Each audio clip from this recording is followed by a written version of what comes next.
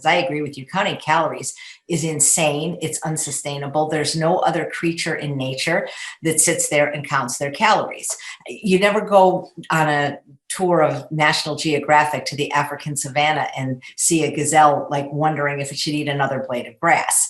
The thing is if we eat the food that we're supposed to eat, there is no need to count calories. It's only because of processed food.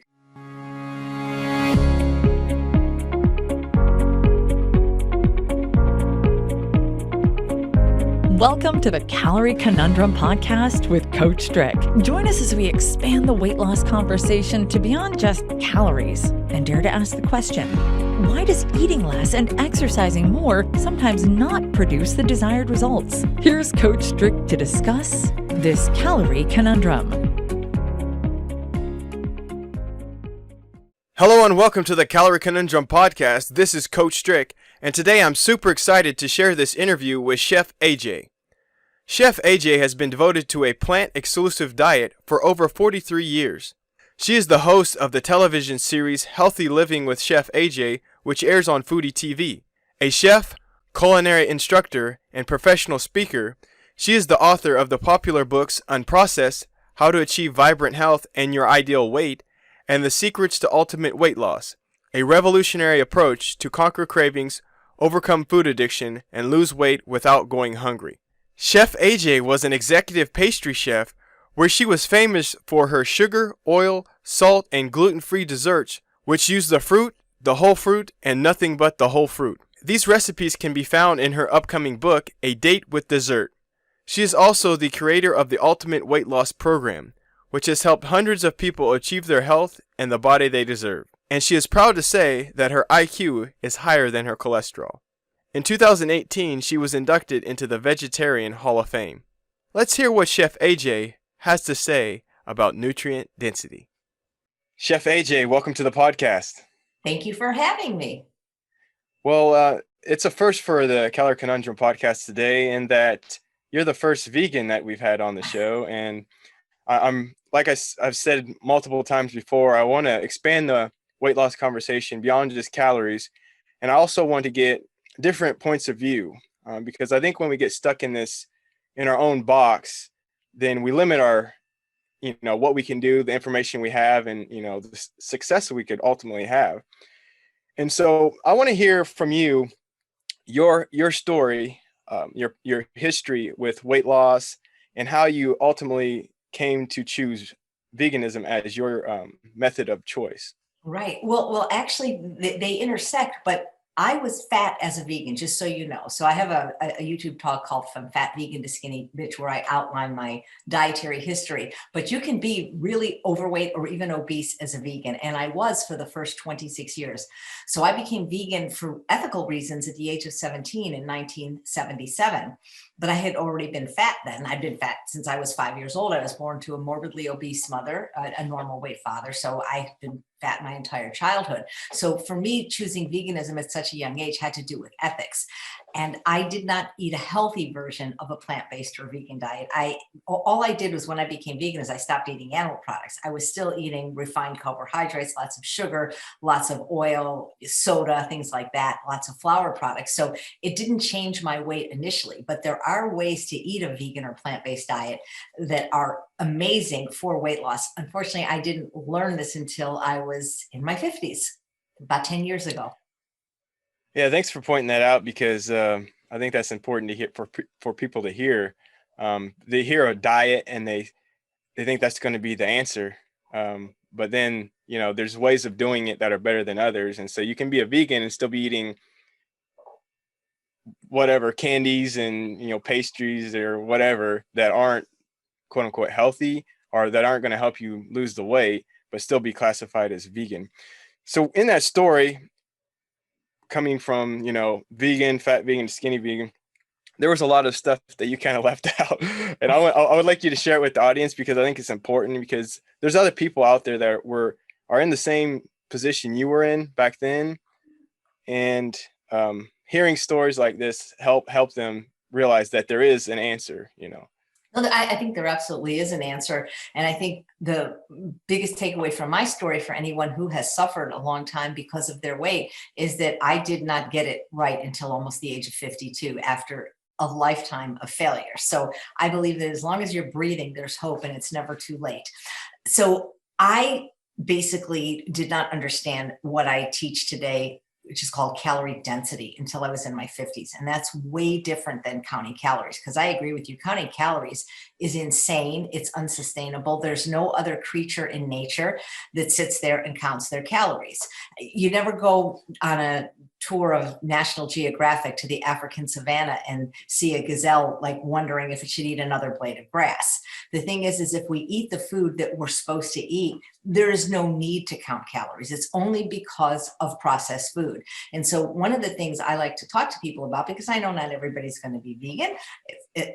However, no one should be eating processed food, in my opinion. It's not food. And that's where the problem is, because our body doesn't recognize it as food. It doesn't have fiber. So we never get the brakes put on our eating when we're eating highly refined carbohydrates like sugar, flour, and alcohol. And unfortunately, Americans eat over 92% of their calories from animal products and processed food, something like 70% for many people from processed food, and it's not food. So the problem isn't whether we count calories or not. The problem is whether we're eating food or not, and processed food's not food. Yeah, that's an important key point to make. Some people, I mean, people, their whole diet is processed, and there's no real food in there, and people don't realize that if what you're eating is a toxin, that's work your body has to do to detoxify that, and it's less energy it has to get you to a healthy weight. And so that's No one eating a natural diet, no one eating the diet consistent with their species' natural history has ever been overweight or obese. It's impossible. It's only when you're eating an unnatural diet made of these highly processed and refined foods like sugars, flours, oils, things like that, that don't exist in nature, at least not in any concentrated form. And a lot of these diet programs sell you the food to lose weight, and it's not even food. And yes, you can go insane counting calories trying to eat minuscule portions of these foods, but it's not sustainable. exactly. And another thing you mentioned in the beginning and in your book, just briefly, was about genetics. And you said that your mother had, morbid obesity, and genetics is often used by people to, you know, explain away their obesity or explain away their diabetes or cancer, whatever it is that they have. But I like what you said in the book. Could you expand on Yeah. your thoughts on genetics? Absolutely. Well, listen, I'm not saying genetics isn't important, but it's not the only thing that's important. Genetics only loads the gun. It's your diet and lifestyle that pulls the trigger. And I think what is more genetic, even than your genes, is the recipes that have been passed down from generation to generation. So yes, genetics can predispose you to a condition. So for example, let's say I actually have a friend, both of her parents were alcoholics. And she said, well, I have the gene for alcoholism. I had no choice to become an alcoholic. And I'm like, well, actually you did, because if you never took that first drink, you would not be an alcoholic today. So yes, genetics loads the gun, but your environment and lifestyle, your diet pulls the trigger. And there's this whole new field of epigenetics that when you change what you eat, you can actually change the way your genes express. So your genes are not your fate. They're not your destiny. Exactly. Put in your mouth. Yeah, exactly. And I loved how you put that. It's the recipes that get passed down. And nowadays, it's not even the recipes; it's the restaurants. It's the drive-through restaurants, because nobody's cooking, but they're eating the same food that they had when they were a kid. And everyone's doing the best they can, but they're blaming the issues that they're having on genetics when it's the recipes in the restaurants that they're eating, not so much. It's funny that you mentioned restaurants, because I do every year I host a summit called The Truth About Weight Loss. And one of the speakers that I interviewed, Dr. Susan Roberts from Tufts University, has a laboratory. It's Tufts. It's close to many, many restaurants. And the thing about restaurants is you can't even, if you were somebody that really wanted to count calories, you can never assess the calories in a restaurant meal. And the thing is most people eat about 500 calories more when they go to a restaurant, and they don't they don't account for it, the next day by eating 500 calories less, because restaurants use more sugar, fat, and salt than you ever would at home, and they give larger portions. So really, in my opinion, regardless of whatever dietary style people follow, restaurants are the kiss of death for anyone that wants to be healthy and lose weight. Yeah, that's another important point. Most, if you're a physique competitor, a bodybuilder or something, they're not eating at restaurants. They're making every meal they make at home so they can be, specific and the exact number of calories. Because like you said, if you go to a restaurant, you have no idea not only how much calories are in it, but you don't know what's in it, period. Like, you don't know what it's made of. You don't know what the, ingredients as far as flavorings and all that kind of stuff in there. And so when you're really rolling the dice when you're eating at a restaurant. But that's another great point to take in mind. So you brought it up already, and you you talked about it a little bit.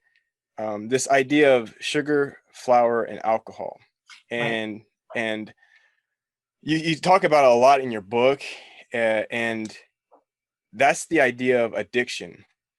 And in the fitness and health field, there's this overwhelming idea or feeling that there's no such thing as food addiction. And this is coming from like people with PhDs and like very intelligent people that they just kind of scoff at saying that food's addictive and you can get addicted to food. And I'm of the belief that this is a very real thing, and you are too, apparently, according to your book. Could you speak about the actual Yeah. people being addicted to food? Absolutely. Well, I'm not a PhD. I don't have any letters by my name, but I do interview a lot of people with PhDs and even MDs that completely 100% believe in this notion of food addiction. I think part of the problem is it's a terrible name for a disease, because you really can't be addicted to food or eating, but you can be addicted to particular foods. And what those foods are the highly processed, highly refined carbohydrates. Sugar and flour go through the exact same refining process as drugs and alcohol. And for those that are vulnerable to their effects, it creates an addictive-like process. Now, this isn't everybody. For example, there are people that can drink alcohol in varying amounts and not become an alcoholic. But if you can't, then you maybe shouldn't have it at all. And there are people for whom, and again, this exists on a continuum, who for sugar and flours has that same effect in their brain. And it's that, I mean, look, I don't know how these people cannot believe in food addiction with all the evidence now that it exists. I mean, even 10 years ago, books were written by people like the former head of the FDA, Dr. David Kessler, who wrote a book called The End of Overeating, where he talked about how sugar, fat, and salt were addictive, or Michael Moss, whose new book Hooked came out this year, or his previous book, Salt, Sugar, and Fat, How the Food Giant Hooked Us. Food addiction is a disease that was created by the food industry. It wasn't bad enough to have, when tobacco became something that people were shunning, and so they lost customers through smoking, all the tobacco companies bought up all the processed food industries to do the same thing, to addict them to their product. That's why, I mean, even 20, 30 years ago, they had commercials basically telling you, we knew our product was addictive, saying, bet you can't eat just one. Once you pop, you just can't stop. That's because they used the best doctors and brain scientists they could find at the time behind closed doors to figure out the exact combination of sugar, fat, and salt to addict the average person to their product, which is why I stopped eating processed food a long time ago, because I just didn't want my brain chemistry hijacked for somebody else's profit. It's not food. Processed food may be easily available, readily affordable, and socially acceptable, but it's not food. So when I talk about food addiction, I'm not talking about quinoa or carrots or arugula or apples. I'm talking about processed food, things that come in a can, a box, a bottle, or a bag, not food that exists in nature. Exactly. And people don't realize that you said all these things. It's, affordable, it's accessible, it's socially accessible, but people don't realize that, and it tastes good, but people don't realize that it's scientifically made to taste good. Absolutely. That's why when I read this book, I got so angry that I stopped buying all processed food, vegan processed food. And again, I'm not saying all these companies are disreputable. Maybe they didn't know this, but the idea is they found what what amount of sugar, fat, and salt we created was called the bliss point in your brain, so that you literally could not stop eating and became a customer for life. And so, to me, knowledge is power. And once I learned this, I said, I'm not playing this game anymore. So, just like cigarettes now have a warning label, they didn't when I was little. The Surgeon General has determined that smoking is hazardous to your health. Well, so is eating processed food, probably even more so, because you don't have to smoke. You don't have to drink alcohol, but you do have to eat food. Just don't Exactly. eat processed food. Exactly. And that's just so crazy to me that they've got it down to a science. And people have to realize also that not only is it a science, it's a business. And so it's the business of getting you to eat more and more food. And so they're going to do whatever they have to do that. And that results in most of the times bad health. Absolutely. Listen, let's put it this way. It never results in good health. And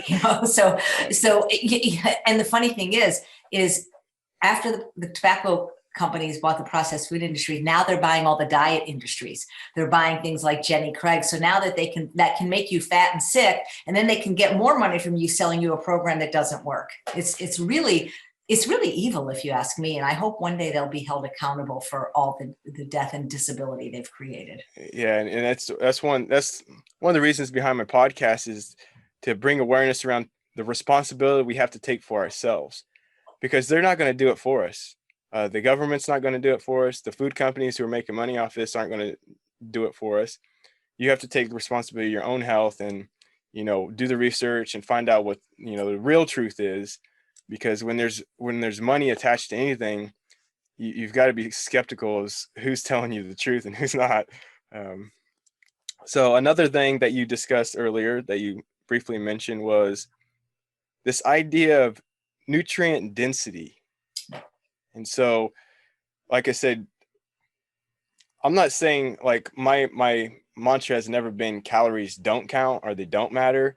I'm just saying that there's so many other things that are important to your health and your weight that it's almost just a complete waste of time and excess stress that you're bringing on yourself by doing that.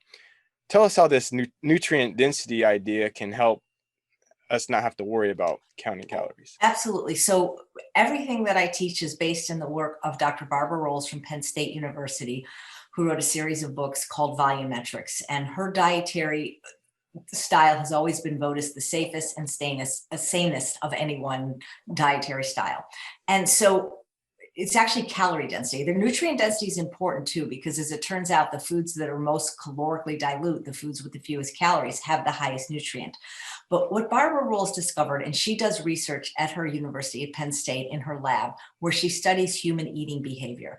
And what she discovered was that humans eat the same amount of food per day by weight. Now, that doesn't mean that I wouldn't necessarily eat the same amount as an Olympic, bodybuilder, but that almost everyone eats approximately 3 to 5 pounds of food a day. That's how much food we need in terms of weight and volume to feel full and satisfied. And she discovered that all you have to do is change what's known as the average calorie density of the food you eat, and you can lose weight without counting calories and without going hungry, because you're eating the same amount of food you're used to, possibly even more. Because you see, calorie density is different than counting calories. And again, you're right, calories do matter, but not in the way that people think. Obviously, to lose weight, you have to create a calorie deficit. But to do that without going hungry, you need to understand calorie density, because what most dietary programs have you do is to cut calories to the degree where you're eating less food. And when you eat less food, you get more hungry, and eventually you go off the diet, and then you usually end up gaining the weight back that you lost and more. But when you understand calorie density, which is different, you can continue eating the same amount of food you were eating, possibly more, and still lose weight because it's lower in calorie density. So food ranges in caloric density from about 100 calories per pound to about 4,000 calories per pound. Now remember, we're eating between 3 and 5 pounds of food a day to be satisfied. So if we eat 5 pounds of food at 4,000 calories a pound, it's going to be a lot different than if we eat 5 pounds of food at 100 calories a pound. The foods that exist in nature that I recommend people eat either all of their calories from or at least 90% are whole plants. fruits, vegetables, whole grains, and legumes. And these average on caloric density from 100 to 600 calories per pound. The foods lowest in caloric density are also the foods in highest nutrient density. These would be non-starchy vegetables. They're about 100 calories per pound raw and about 200 cooked. You cannot overeat on fruits and vegetables. You would be so full from all the water and the fiber, it would be exceedingly impossible to exceed any caloric limit if all you ate is fruits and vegetables. And we know this to be true because there are people that do that. They're known as 80-10-10ers or raw foodists or fruitarians. The caloric density they eat of their diet is 300 calories per pound or less, and they're the leanest people on the planet. You cannot be overweight if all you ate is fruits and vegetables at 300 calories a pound. Moving up on the calorie density scale, we have things like tubers, potatoes or sweet potatoes. And by the way, there are some squashes, for example, butternut, acorn. These are actually 200 calories a pound. They're lower in caloric density than even fruit, which is 300 calories a pound. Whole grains, quinoa, teff, millet, amaranth, corn, oats, whole grains have about 500 calories per pound, and legumes, beans, split peas, lentils have about 550 to 600 calories per pound. If you keep your average calorie density to about 600 calories per pound or less, not 600 calories per day, but per pound of food, most people can eat what's called ad libitum, as much as they want, as often as they want, whenever they want, until they're comfortably full or satisfied. But the problem is Americans' average calorie density is much higher. The calorie density that our ancestors evolved at was about 700 calories per pound. And this is where I have this idea of the red line. It's on the back of my book. It's a little calorie density chart. Most Americans aren't eating fruits and vegetables and whole grains and legumes. They're eating animal products and processed food, which have a much higher caloric density. It's not to say that some people can't eat some of those, but they're eating most of their calories from these, which are also the foods lowest in nutrient density. You know, when you think about it, animal products and processed food have something very important in common. They completely lack water and fiber. And water and fiber are probably the two most critical components in food if you're trying to be healthy and if you're trying to lose weight. The reason is because water has no calories, but it adds bulk to the food. It adds weight to the food. And fiber has either no calories or few calories, depending on what kind of fiber it is. And what fiber does is it tricks the brain into feeling full on fewer calories. It's also important for health because it flushes out toxins, binds to waste material, lowers cholesterol. But the thing about fiber and water, which again, you'll only find in plants, you don't find in animal products and processed food, they don't have fiber and they don't have water, is when fiber and water are together in a whole food, they create what's known as bulk. It's sort of like if you take a sponge and then put it in water, it expands. Bulk is what creates satiety. And so since most Americans eat most of their calories from two food groups, animal products and processed food, with no fiber, with no water, they don't ever get the stretch receptors in their stomach activated, so they don't feel full. And when you don't feel full, eventually you are going to overeat. You know, your stomach is about the size of a cantaloupe. It holds about a liter of food, which is about 4.22 cups. And you can fill it with anything you want, but different foods have different caloric densities, but they also have different levels of satiety. And again, without the fiber, and if you're eating animal products, if you're eating processed food, you don't activate this mechanism of satiety called the stretch receptor. So you have to eat more calories. Anytime you undereat on nutrients, because animal products and processed food also have few to no nutrients, you're always going to overeat on calories. And so it's just a beautiful system how nature designed that the foods that are lowest in caloric density, which are the foods that our ancestors ate throughout all of human history, also are the foods highest in nutrient density. The foods that most Americans eat, to what I call the right of the red line, are the processed foods. So things like sugar, flour. Sugar is about 1,800 calories per pound. Beets are about 195 calories a pound. See, whenever you process a food, you make it calorie rich and nutrient poor. You're also removing the critical components, the fiber and the water. Bread and flour is about 1,500 calories a pound, but the whole grain from which it was made was only about 500 calories a pound. If you ate a pound of brown rice, and I've done this because that's about 2.5 cups of brown rice, you would consume about 500 calories and you would feel full because you'd activate your stretch, nutrient, and calorie receptors. But if you grind that brown rice into a flour to make a bread or a dessert, you now need 1,500 calories to fill the same space in the tank, because when you process a food, you're also decreasing the volume. And these things like I said, flour and sugar, they never existed in nature. I mean, sugar existed in nature in the form of fruit, and fruit is very healthy. Fruit is about like 200 or 300 calories a pound, but sugar is much more calorically dense. The thing is, how you process of food can also affect caloric density. So for example, grapes are about 200 calories a pound. You'd be pretty full eating a pound of grapes. You could freeze it and make sorbet out of it, no sugar dessert. But you turn it into raisins and it's now 1,300 calories a pound. This is where the concept that Dr. Gene Ornish wrote about in 1980, eat more, weigh less, came to be. Because for the same amount of calories in 2 cups of grapes, all you get is a 1/4 cup of raisins. You really have to make sure that the water is in the food, the fiber is in the food if you want to feel full, because that's what's going to get you to stop eating is fullness, not a certain number of calories. And again, people are counting calories, but it doesn't matter because they're not eating the right food. If you're not eating a lot of fruits and vegetables, you're probably going to always find yourself overweight. And if you're eating a lot of processed food, you're probably going to find yourself overweight, or at least not in very good health. Water is so important because it just creates this feeling of weight and fullness without any calories. So people say, well, I drink a lot of water. No, that's not going to help, because water exits the digestive tract too quickly. But when it's bound to food, like it is in fruits and vegetables, or if you make a healthy soup out of vegetables or a vegetable bean soup, something magical happens where you just start activating the mechanisms of satiety. And this is, again, from the research of Dr. Barbara Rolls. So if you're eating dried things like snacks, like cereals and crackers and cookies, first of all, these things have a very high caloric density, number one. But again, when there's no water in the food, you're always going to overeat, because water helps you feel full, just the way fiber helps you feel full. And when they are together, water and fiber, you've got bulk, you've got satiety. That really is the key to the kingdom. Unfortunately, Americans eat very few of their calories from fruits and vegetables, and most Americans eat no vegetables. And that's really the secret. The secret to weight loss isn't counting calories. The secret to weight loss is falling in love with vegetables, learning to eat them, learning to love them, eating them at every meal, even breakfast. Because what they do is they dilute the overall caloric density of all the other foods you're eating. They're really magical. Yeah, that's a lot of good information right there. I think the listeners are going to have to go back and listen to that again. Soapbox moment there, because there was about 4 or 5 different really good points that you made. One thing that you brought up there was you were talking about the volume of food and filling up the stomach and, getting full and, activating those stretch receptors. That's one thing that killed me when I was working as a personal trainer back in the days.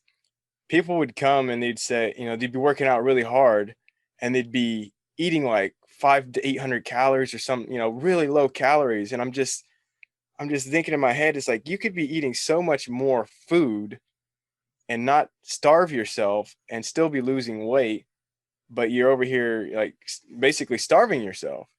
And so that's one way you can get around that, having to reduce the amount of calories, quote unquote, that you're eating by eating more food with more fiber and water. Right. So. And, I would never recommend somebody eat as low as 800 calories a day, but you could eat 4 pounds of food for 800 calories a day. You could eat 1 pound of steamed vegetables, 1 pound of raw vegetables, a pound of fruit, and a pound of steamed butternut squash. That would be 4 pounds of food for about 800 calories, and you'd feel pretty full. I think it might be too low in calories for most people. Yeah. You think about that a lot of people resort to gastric bypass surgery, when the idea of gastric bypass is to make the stomach smaller. Yeah. You don't need to do that. You need to make the food bigger by eating huge amounts of steamed vegetables and raw vegetables. And then you activate the mechanisms of satiety. You don't need to mutilate your body parts in order to feel full. You just have to eat food that has fiber and water in it. Exactly. If you're like you said earlier, if you're eating the processed food, it's condensed down. So it's never filling the stomach. And when it does fill the stomach, you've ate way too much food. And exactly. That is Yeah. exactly right. I have a slide. Well, it's not a slide here, but I could have pulled up my slides, but it's in my book. But it's a famous picture of 3 stomachs, and they fill it with various amounts of food. And when you fill it with 500 calories of fruits, vegetables, whole grains, and legumes, the stomach is completely full.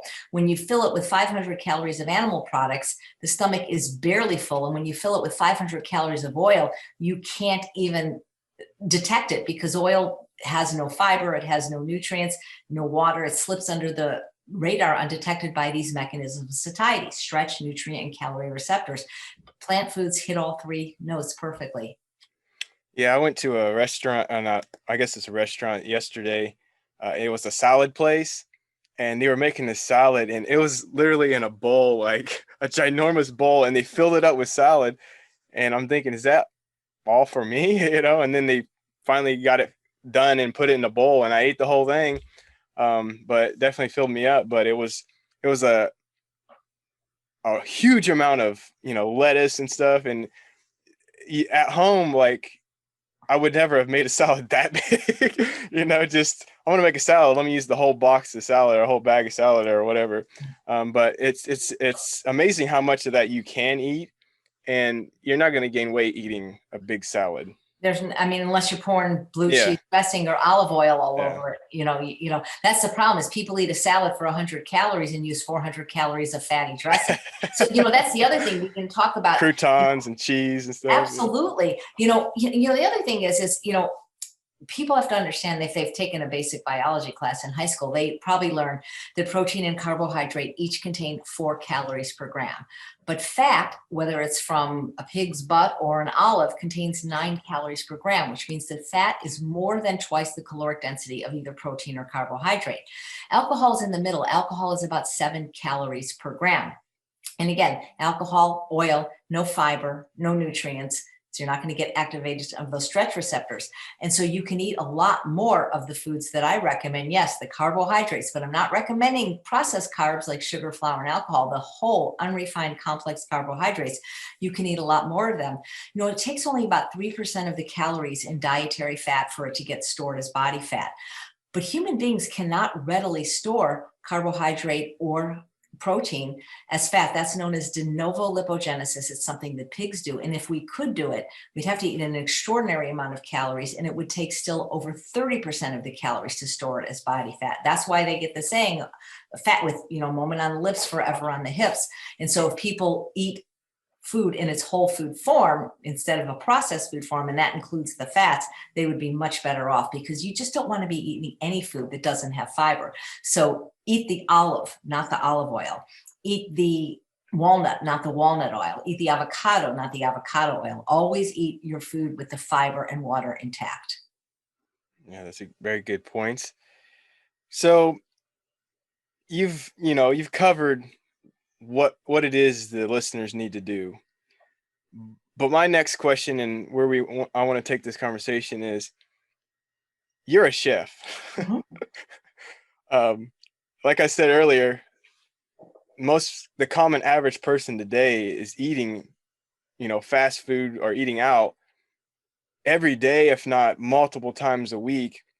So how does someone do this?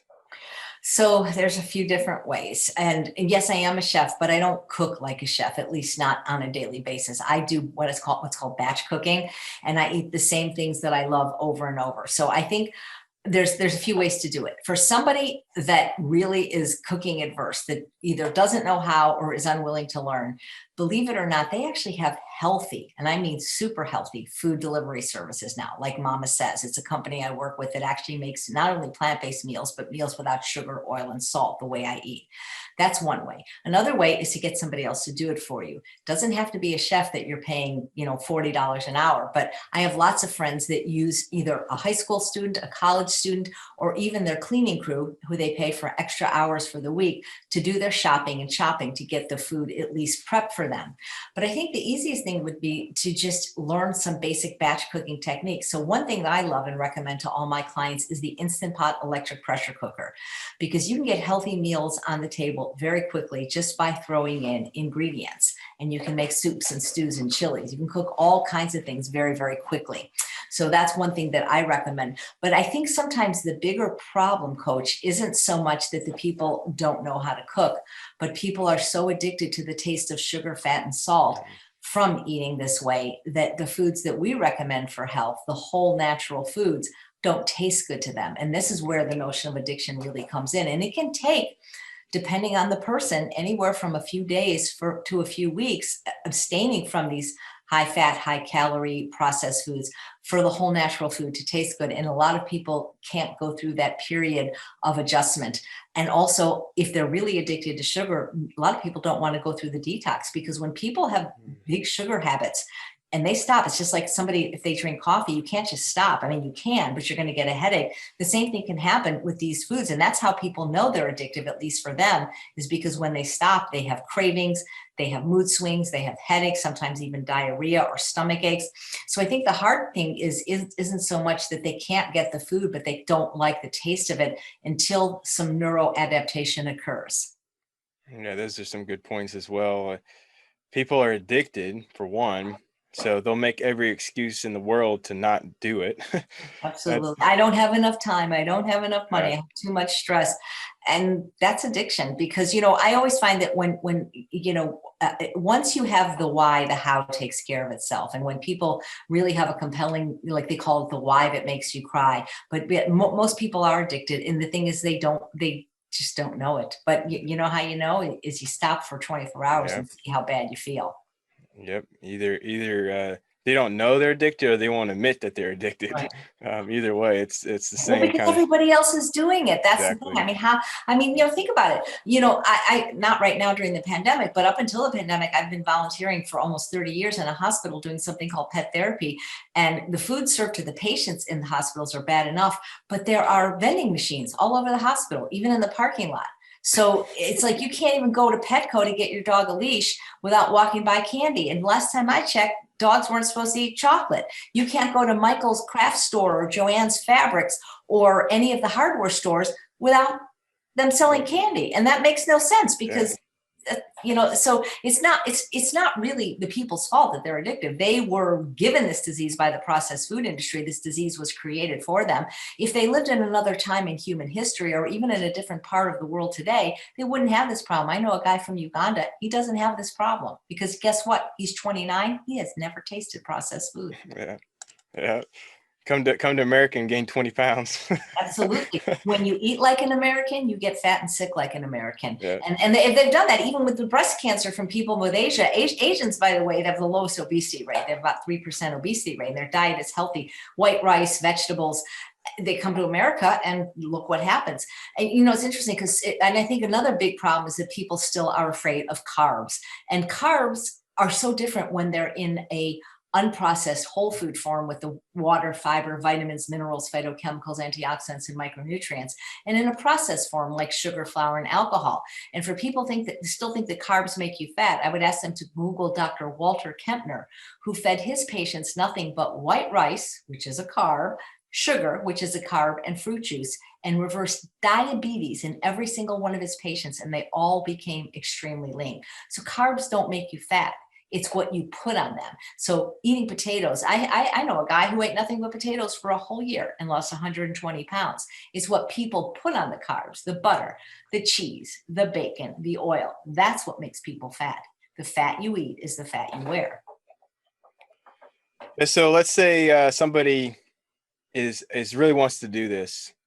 They know they have an addiction. They're willing to sacrifice and get the foods and attempt to cooking and stuff. What are some of the biggest struggles or obstacles people are going to face in this journey? I think the environment, and by that I mean their home environment and their social environment. I have a saying in my ultimate weight loss program that if it's in your house, it's in your mouth. And so often what happens, if somebody is single, it's actually a piece of kale. It's not that hard to do if they really are motivated. But a lot of times people want to make a dietary change and their family doesn't support them, whether it's the husband or the wife or the kids. And so it's sort of like, can you imagine if you were an alcoholic or a drug addict and you got out of Betty Ford and they said, okay, go back to your job as a bartender. Yeah, go ahead. You can't use meth anymore, but yeah, keep making it for other people. It doesn't work that way. The food is the same way. And so if you have crap food in your house, it's not a question of if you will eat it, it's only when. Willpower is a very it's a resource that gets depleted as the day goes on, and willpower does not work for this problem of weight. And so what happens is, if we're genetically hardwired to prefer the most concentrated source of calories for survival. This comes out of a wonderful book called The Pleasure Trap, where you can also learn more about these mechanisms of satiety that I had mentioned previously in this podcast. And that is for survival, because our ancestors mostly starved to death. And so if nuts were in season, they gorged on them. If they found an animal they could eat, they gorged on it, but they weren't eating, bacon and eggs 3 times a day. And they certainly weren't eating processed food. They were nomadic, and they were moving all throughout the day. And so because our ancestors didn't have enough calories to survive most of the time, anytime we saw a lot of calories, we would eat them. But our brains haven't changed. And so whatever is in your environment, you're always going to go for the most calorically dense food there is. And so if it's in your house, it's in your mouth. And I think a big mistake people make is they try to go on, whether it's a diet. Diets don't work. Changing your lifestyle and eating healthy does work. You can't do that when the food's in your house. It's always going to call to you. So it's not a question of if you will eat it, just when, because willpower is not required when you don't have to make a decision. So one is the environment, whether it's your home environment, your work environment, if you have, candy on your desk at work, that kind of thing. But it's the social environment that is the biggest problem, because, they say that there's this thing called the obesity contagion, and that they say that if you're more likely to be overweight or obese if your friend's friend is than even if your parents are. And unfortunately, people tend to seek company of people that are like them.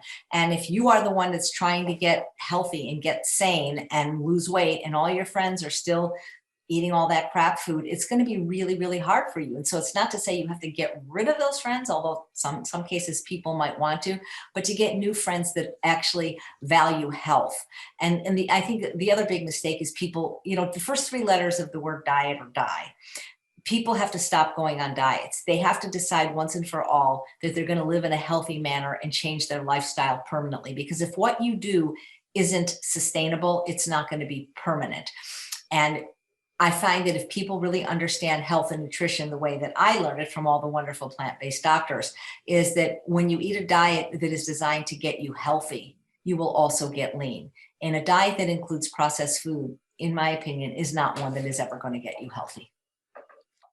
Knowledge is being dropped right now, Chef AJ. I appreciate that. This has been a fantastic podcast. Anything else you would like to add before we say goodbye? I know this can sound really overwhelming for people, especially because it's probably different than a lot of things they've heard, but they have to understand, I was fat my whole life. I was 160 pounds at the age of 11, and I wasn't even 5 feet tall. And this was something I battled for over 50 years. And for the last 10 years, I've been very lean, eating more food than you can ever imagine, and loving every bite. And I've lost so many family members to lifestyle-related diseases like heart disease, cancer, and diabetes. And these are diseases of the knife and fork. And I just want people to know that what you eat matters. It makes a difference on how you look, how you feel, what diseases you can get, what diseases you get, what diseases you can reverse. And that every bite of food you put in your mouth, you're either eating for health or you're eating for disease. And so I think the most important takeaway is that wherever you are right now in your journey to optimal health and well-being, add more vegetables. I eat about 4 pounds of vegetables a day. So I think everybody can eat 2. And it's not as much food as you think. Yes, if you eat it all raw, it is. But if you ever bought a bag of frozen spinach, like to make a dip or a lasagna or something, you squeeze the water out, that pound you can hold in the palm of your hand. When you cook vegetables, a pound is not that much. Vegetables are not only the most nutrient dense foods on the planet, but they are absolutely magical in their ability to give you beautiful skin, to help you lose weight by lowering the caloric density. But they also have one thing, especially if you're willing to eat the cruciferous or dark green leafies. And this is where it comes in to play with food addiction. There's a compound in cruciferous dark green leafy vegetables called thylakoids. And what thylakoids do are not only block fat absorption, but they turn off the hunger switch. They actually make you not crave sugar. And if you're willing to include them in every meal, particularly at breakfast, you will find that you stop craving sugar so much, and your health will improve and your weight will decrease. But you have to eat them, and you have to eat them every day. Vegetables are magical. AJ, if the listeners would like to get a hold of you, where do they go? Where can they find out My more? website is my name, chefaj.com, but I actually do a live YouTube show every single day at 11 a.m. Pacific time. You can just hop on YouTube. I have interesting guests, mostly talking about nutrition, doing cooking demos, but sometimes on other topics. And I'm live every day. You can ask me questions in the chat or just go to chefaj.com and sign up to be on my email list, and I'll send you recipes and things like that. All right, Chef AJ, thanks for coming on the Calorie Conundrum podcast today. Thank you. I hope you enjoyed that episode with Chef AJ. I think the timing for this podcast was perfect because if you tuned in last week with Jimmy Moore, you learned that Jimmy eats almost only meat and animal fat, and now Chef AJ is saying she doesn't eat any animal products. I think if we can look past these seemingly monumental differences and look for similarities, you will find the same underlying theme. Both people are super passionate about helping people achieve their optimal health. And that is the same reason I started this podcast. Oftentimes, when we only focus on calories or a number on the scale, we lose sight of many things that are important, including our health. Remember that everyone is different and there is no one path to optimal health, as long as you are adhering to the laws of nature. Quick side note, gazelles don't count calories. And with that said, this is Coach Strick saying thanks for listening, and remember, when calories in, calories out doesn't work, that, my friend, is a calorie conundrum.